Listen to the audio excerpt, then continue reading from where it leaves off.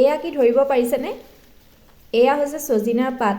এই ঠাৰিবোৰৰ পৰা পাতখিনি অলপ সৰি পৰিছে, যিহেতু ছিঙি অনা দুদিনমান হৈছে সেই হেতুকে পাতবিলাক ইয়াৰ পৰা সৰি পৰিছে। যি কি নহওক এতিয়াও ধুনীয়া হৈ আছে পাতখিনি। আগতে মই কোনোদিন খাই পোৱা নাই ছজিনাৰ পাত কেনেকুৱা হয় খাবৰ কাৰণে, কিন্তু আজি ফাৰ্ষ্ট টাইমৰ কাৰণে ট্ৰাই কৰিম বুলি ভাবিছোঁ। যিহেতু পাত ছিঙিয়ে আছিলে সেইকাৰণে পাতখিনি অলপ ধুনীয়াকৈ ধুই তেলত মই এতিয়া ধুনীয়াকৈ সেয়া ভাজিলোঁ। পিঁয়াজ অকণমান দিছোঁ, মানে নিমখ হালধি জোখমতে দি এনেকৈ ধুনীয়াকৈ মই ভাজি আছোঁ। ইয়াৰ ভাজ খালেই। আৰু আনফালে মোৰ এয়া দালি উতলি আছে। আজি ভাবিছোঁ দালিতে ছজিনাৰ পাতখিনি দি খাই চাওঁ কেনেকুৱানো লাগে। যিহেতু আনকালে খাই পোৱা নাই, যদি ভাল লাগে তেতিয়াহ'লে ইয়াত মাছৰ লগতো খাই চাম। এয়া মই ছজিনাৰ পাত দালিৰ লগত দি দিছোঁ, আৰু ইয়াতে মই এনেকৈ মুঠা কৰি পেলাই নি ছজিনা ঠাৰিও দি থৈছোঁ। সকলোবিলাক মিক্স কৰি খাম আজি। ইয়াতে গোটেইখিনি দি দিয়া হৈ গ'ল। হৈ যোৱাৰ পাছত কালাৰটো এনেকুৱা হৈছে। আৰু বেছি সময় উতলাব নালাগে, যিহেতু ছজিনাৰ পাতখিনি ভাজ খালেই, ধুনীয়াকৈ ভাজ খাইছে।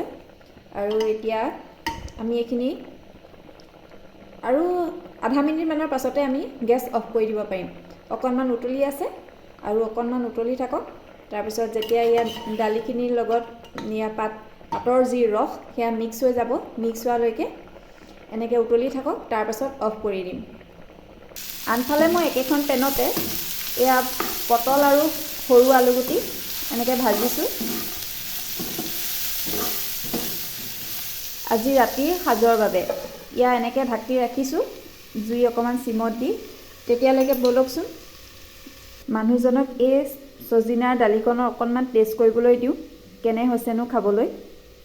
যিহেতু মই আগৰ ভিডিঅ' এটাত কৈছিলোঁ আমাৰ সকলো কাম আমাৰ এই লিভিং ৰুমটোতে হয়, মানে শোৱা খোৱা থকা মেলা চব আৰু দেই। এই টেষ্ট কৰি চাওকচোন কেনেকুৱা হৈছে। উঠি লওক।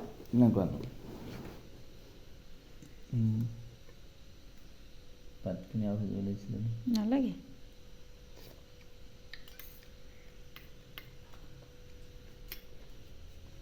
কেনেকুৱা হৈছে? অকণমান মিঠা মিঠা হৈছে।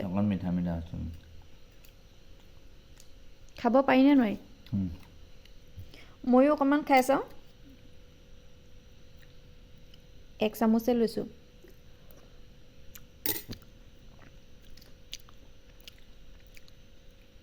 ধুনীয়া হৈছে, হয় নহয় বাৰু? খাব পাৰি, কিন্তু ইমান তেনেকুৱা নাই। অকণমান ঢেকীয়া টাইপ এটা আহিছে, হয়নে? হৈছে নাই বাৰু? কেনেকুৱা লাগিছে বাৰু টেষ্টটো?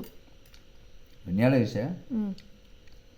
আগৰ কিবা ঢেকীয়া ভাজি হ'লে যেনেকুৱা হয় তেনেকুৱা অকণমান লাগিছে।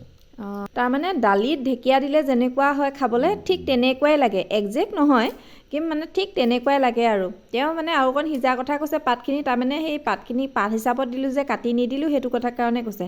কিন্তু কাটিবলৈ ইমান অকণমানি পাত এনেকৈ হেৰিয়ে নহ'লে আৰু, এনেকৈ হওঁতেওতো হৈছে। মই কিন্তু ঠিকেই পাইছোঁ খাই। তেওঁ মানে অইনটো একো পোৱা নাই, বেলেগ একো নহয়, ঢেকীয়া নিচিনা লাগিছে বুলিয়ে কৈছে। খুব মিঠা হ'ব বুলি কৈছিলে, কিন্তু ইমান মিঠা নহ'লে। ঠিকে আছে, দালিৰ লগত এনেকৈ খাব পাৰে। আৰু নেক্সট মই মাছৰ লগত বনাম। তাৰমানে মাছৰ লগত বনায়ো খাব পাৰিম আৰু। এইটো এটা সুন্দৰ পাচলি হয়, মানে শাক হয়। শাক বুলিয়ে কয় নে কি কয় নাজানো, গছৰ পাত যিহেতু মই শাক বুলিয়ে ক'ম আৰু, সেউজীয়া পাত যিহেতু। আৰু এয়া মানে আমি খাব পৰা বিধৰ আৰু। এয়া খালে মানে শুনামতে বহুত বেমাৰৰ কাৰণেও ভাল, উইক মানুহে খাব লাগে। আৰু ডায়েবেটিছ ৰোগীও খালে ইয়াৰ পাতটো খালেও ভাল হয়।